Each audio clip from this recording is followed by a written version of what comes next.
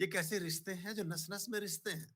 तो जीवन ऐसे ही चलता है, इन्हीं भ्रमों के आवरण में, इन्हीं असत्यों के धुएँ के नीचे हम जीवन को व्यतीत करते जाते हैं और सत्यताओं से अपरिचित रहते हैं। तो बशीर बद्र ने लिखा नहीं कि परखना मत, परखने से कोई अपना नहीं रहता। किसी भी आईने में देर तक चेहरा नहीं रहता। बड़े लोगों से मिलने में हमेशा फासला रखना, जहाँ दरिया समंदर से मिला, दरिया नहीं रहता। तो आपकी अपनी पहचान बनी रहे, ये अध्यात्म का मूल तत्व है और आपकी पहचान तब हो सकती है जब यूनिकनेस के साथ जीवन को जीना सीखें। जब हम मौलिकता के साथ जीवन को जीना सीखें, जब प्रतिदिन कम से कम 5 कार्य आप ऐसे करें जिनसे आपको शांति, सुकून, आनंद और प्रसन्नता प्राप्त होती हो और उनकी एवज में किसी प्रकार का दंभ, अहंकार, घमंड, असंतोष, घृणा, ईर्षा, क्रोध भी ना उमगता हो।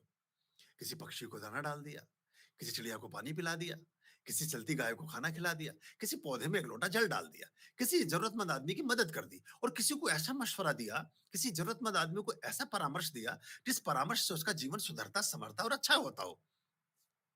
आप प्रसन्न हो सके, बहुत उत्तम है, बहुत अच्छा है। अगर आप खुश रह सकें, इससे बड़ी कोई बात नहीं। लेकिन इससे बड़ी एक और बात है, आप प्रसन्न रह सकें, आप खुश रह सकें, फिर से दो रिपीट कर रहा हूँ। आप प्रसन्न रह सकें, खुश रह सकें, या तो दीवाना हँसे, तो थोड़ा दिमाग खराब है जिसका, या तो दीवाना हँसे या तू जिसे तौफ़ीक दे, जिस पर परमात्मा की कृपाएँ हों। या तो दीवाना हँसे या तू जिसे तौफ़ीक दे, वरना इस दुनिया में आके मुस्कुरा सकता है कौन? तो अगर आप मुस्कुरा सकें, प्रसन्न रह सकें, खुश रह सकें, आह्लादित हो सकें, आपके हृदय में कुछ प्रसन्नता के बीज उमगें, तो आप बहुत अच्छे व्यक्ति हैं। लेकिन इससे भी अच्छी एक और अवस्था है कि आपकी वजह से किसी के जीवन में प्रसन्नता उमगती, आपके कारण किसी के जीवन में हर्ष का, खुशी का विस्तार होता हो। आप एक वजह बने इस बात की कि कोई आपको देखकर कोई व्यक्ति भाग्यशाली कैसे बनता है?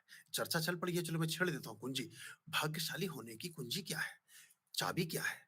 भा भाग्यवान बनने का मास्टर की क्या है? कोई आदमी बहुत बड़ी किस्मत वाला कैसे बन सकता है? सिर्फ एक ही चीज़ से व्यक्ति महाभाग्यशाली बनता है। सिर्फ एक ही तरह की विधि से व्यक्ति महाभाग्यवान बनता है। सिर्फ एक ही तरह की व्यवस्था से व्यक्ति के जीवन में सर्वोच्च भाग्यों का उदय होता है और सर्वोच्च प्रासादों का वो स्वाद ले पाता है। सभी तरह के सुखों का भोक्ता बनता है। जीवन में सर्वोच्च शिखरों को चूमता है और वो जो सीक्रेट है, वो सीक्रेट और वो विधि और वो कीमिया ये है कि लोग आपके लिए दुआ करें। लोग आपके लिए शुभकामना करें।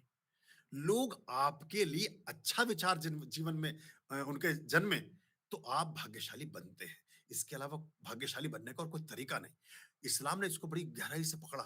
उन्होंने इस चीज़ को थोड़ा-सा अपने अंदर अडॉप्ट किया, हमारे यहाँ थोड़ा-सा कम है।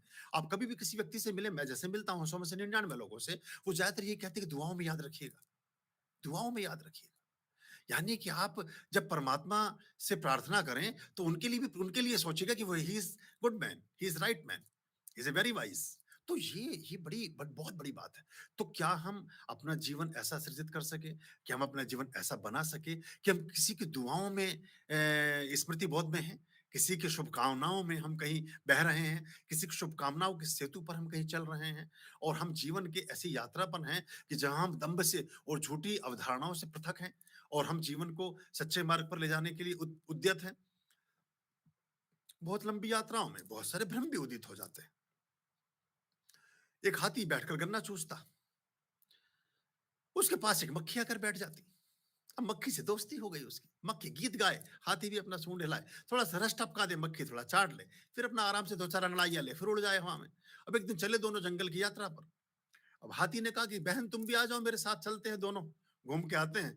तो मक्खी बैठ गई कान पर हाथी के और हाथी चल रहा है। चलते-चलते बीच में एक छोटा-सा नदी पड़ती है, वहाँ लकड़ी का पुल है। हाथी उस पर चढ़ता है, मक्खी कान पर बैठी गीत गा रही है।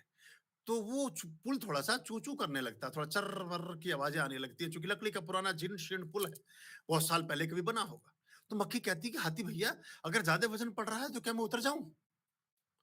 तो ये ये जो भ्रम है। वो हाथी के वज़न से चू-चू कर रहा है, मक्खी के वज़न से चू-चू नहीं कर रहा है।